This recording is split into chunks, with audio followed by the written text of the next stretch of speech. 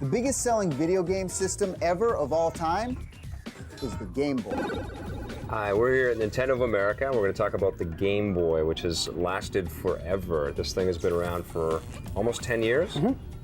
Why has it been so successful? The Game Boy is so portable. What are some of the early games in its history that were real trendsetters that really sort of put the Game Boy on the map? Tetris. Yeah. Tetris is the huge one. I still play Tetris. And I think the other really huge one for Game Boy was Zelda. And whenever you talk to somebody about Game Boy, those are the two they mention right off the top. How do game developers make games for the Game Boy? Because obviously you don't have a lot of memory to play with. You don't have a lot of storage to play with. One of the keys behind making a successful large Game Boy game is compression. You can use data, for example, let's say you have 2 levels of a game. You can use some of the graphics data on the first level. You can also use that same data to be modified subtly. There's going to be a color Game Boy in the near future. Right. But before that, there's going to be something called the Game Boy Pocket Camera. Yeah, I could actually show you if you want. Yeah, let's see. I happen to have one in my pocket. Pocket size. And it looks just like a cartridge, except it's got a camera on the top. You just put it in the back here like a regular Game Boy cartridge. It's got a big eye lens on it, which rotates 180 degrees. You can make animations and create your own sound effects. There's also another device that you can get in association with the Pocket Camera called the Pocket Printer. Oh. So you can take pictures of your friends, or you can take pictures on your vacation. All right. And then hook this up with the Game Link cable and print out the pictures that you took. Okay, well, why don't I hold onto this one, and you can show us how this thing works on the Super Game Boy. All right. Okay. Great.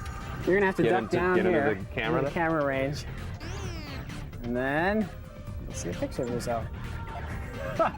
You can add some comments, some text, little eyebrows on you. Put a frame on here. Scary. You want to select print. It communicates with the printer just like it would if you had another Game Boy hooked up. That's me. It's mini-me. Can you tell us a little bit more about the color Game Boy at all? It's all pretty hush-hush right now. The color Game Boy is it's in development. We'll know more about it when E3 rolls around.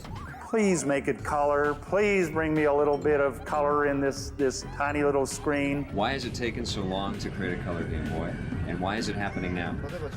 10 years ago, already there were color LCD screens, but they were very expensive, and also they were consuming a lot of batteries, so they were not suitable for the portable video games.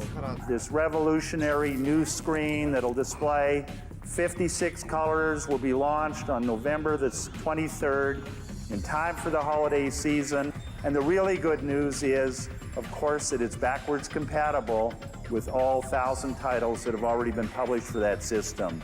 Now, at last, the so-called reflective type TFT LCD has come to the market.